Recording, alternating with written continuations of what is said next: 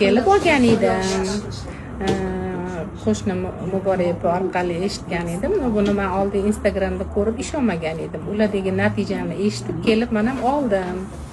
Foydasini juda ham yaxshi bildim. Ancha foydasi bor. Oyog'im og'rirdi, belim, yelkalarim og'rirdi. Og'riqlarim qoldi.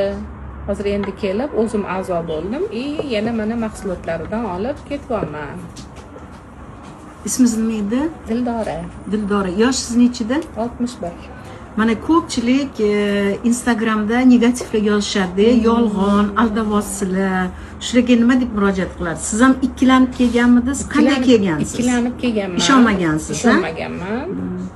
Tavakkal qilib oldim, lekin o'zimda natija juda ham yaxshi. Oldingiga nisbatan yurishlarim, harakatlarim ancha yengillashib qolgan. Oldin uncha ish qila olmas edim-da. Hozir bemalol gazda oldida. Chunki bu energiya ham beradi-da, qon aylanishini yaxshilaydi. Yelkam qotib qolar edi. Osteoxondrozim bor edi. Hozir natijalar juda ham yaxshi. O'sha bizga ishonmaydigan, ikkilanayotgan, o'zizga o'xshagan odamlarga, ayollarga mana nima deysiz? Sog'lig'ini o'ylasa, o'zini yaxshi ko'rsa kelib olishsin. Rost ekanmi? Rost. Rost. Endi hammani organizmi har xildir-ku, lekin meni organizmimga juda ham yaxshi tushdi. Osteoxondroz sezmayapsizmi hozirgi kunda? Yo'q, osteoxondroz sezmayapman deya olmayman. Bor nisbatan, oldingidan bir 70-80% og'riqlarim kamaydi-da. No, не сразу. Не сразу. Endi 4 oyda bunaqa yaxshi rezultat. Juda ham zo'r rezultat. Ba'zilar kelishadi, 50 yilgi kasalni 50 kunda tuzatib bersin. Bu biza mo'jiza yaratmaymiz.